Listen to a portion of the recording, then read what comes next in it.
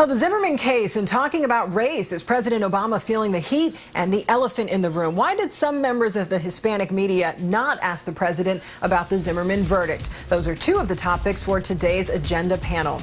Victoria DeFrancesco Soto is a professor at the University of Texas and MSNBC contributor. Corey Dade is a contributing editor for The Root, and with me also is going to be Taegan Goddard, editor of Political Wire. Thank you all for being here. I appreciate it. So, Corey, let's start with you. In the wake of the Zimmerman verdict, President Obama issued a statement which really could be described as a consolation and a call for calm. He pointedly did not address the issue of race, which has always been a tricky thing for him to navigate. As the nation's first black president, should he speak more to the racial divisions caused by this case? Well, Mara, the president is damned if he does and damned if he doesn't. That's been the issue with the president and race since he got into office. I think, you know, his response to the verdict isn't going to do anything to complicate his role in sort of the American sort of racial political debate, because he's already in a catch-22 no matter what he does. I think he's really going to be judged more than anything else based on what the Justice Department decides to do regarding whether to file civil rights charges against Zimmerman for the shooting death of Trayvon Martin. Now, Victoria, Univision and Telemundo each had interviews with President Obama yesterday, but shockingly, they did not ask the president about this verdict, even though the White House said he was prepared to discuss it. Why would they leave that out? Does that say anything about the Latino community's interest in this particular case? You know, Mara, I'm not surprised that they left it out, because if we think about who the audience is for Telemundo and Univision, we're talking about an immigrant population, mainly Spanish dominant, and so immigration is the biggest issue for this population, especially because about 50 to 60% of these immigrant folks are most likely undocumented. So even though in the mainstream media immigration has taken a backseat, it is front and center for these people.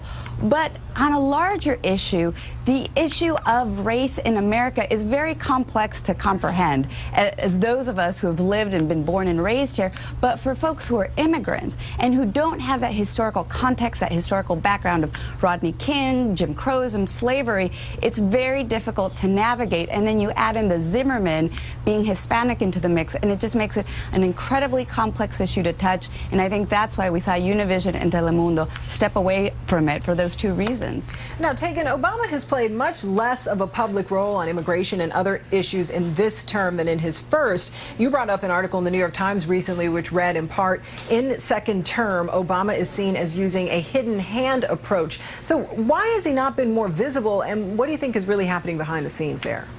Well, you know, there's a very big difference than what happened in 2008 during the campaign, when he rescued his campaign from really political near death after the Reverend Jeremiah Wright became an issue. He gave a fantastic speech, an inspiring speech in Philadelphia, where he did talk about race, and he talked directly about it. Now, though, as president, 5 years later, he finds sometimes that when he talks, the opposition galvanizes itself. And right now, it's not just about Obama and his campaign, it's about his agenda. And the agenda is important to him. And so issues like immigration, issues like health care, the types of things that he needs to deal with, when he comments on these issues, sometimes it galvanizes the opposition against him. Sometimes he needs to, you know, while being active in the White House, he needs to stay hidden from the controversy. And Victoria, let's turn to another topic quickly. Liz Cheney, former Vice President Dick Cheney's daughter, says she's going to challenge Senator Michael Enzi of Wyoming in the Republican primary next year. What's your thought on that? I'm fascinated by this, because to me it brings back the 2010 pink elephant movement, where we saw Republican women really come to the fore. I mean, as women, we are underrepresented across the board in politics, and especially so for Republican women.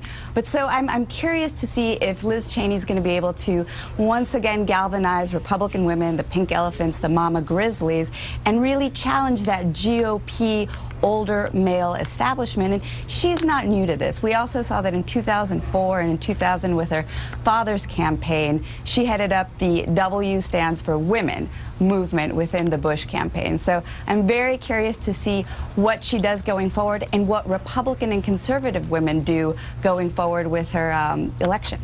And Corey, let's listen to what Senator Enzi had to say about this new development when asked about it by reporters. Well, She said that if I ran, she wasn't going to run, but obviously that wasn't correct. What's your relationship with her? I thought we were friends. I thought we were friends. Corey, just how personal could this get? Oh, it could get pretty personal. I think the senator is feigning a little bit of surprise. He acknowledges that he talked to Liz Cheney, and Liz Cheney told him that she was considering a run. And, you know, when she moved back to Wyoming from Washington last fall, you know, it sent off buzz throughout the Republican establishment in that state. So, you know, Enzi may be vulnerable. He's popular, but he's having problems raising money. And, of course, we've seen these situations in previous election cycles where moderate coalition builder, bipartisan coalition building Republicans get primaried. So that could happen here. And Taegan, we've seen a bit of a GOP generational split in Congress. Is this Wyoming battle ultimately going to shape up to be just that, a generational fight between a Republican who represents the old guard and a new, fresh face? I think that's what Liz Cheney hopes it will be. But in the end, the only reason for Liz Cheney getting into this race is that she wants to be a U.S. senator. This is really not an ideological fight. This is really about Ms. Cheney wanting to be a U.S. senator, and this is the easiest way she thinks she can get there. All right, you're going to have to get the last word on that. Thank you so much to our agenda panel today, Victoria DeFrancesco Soto, Corey Dade, and Taegan Goddard. Thank you.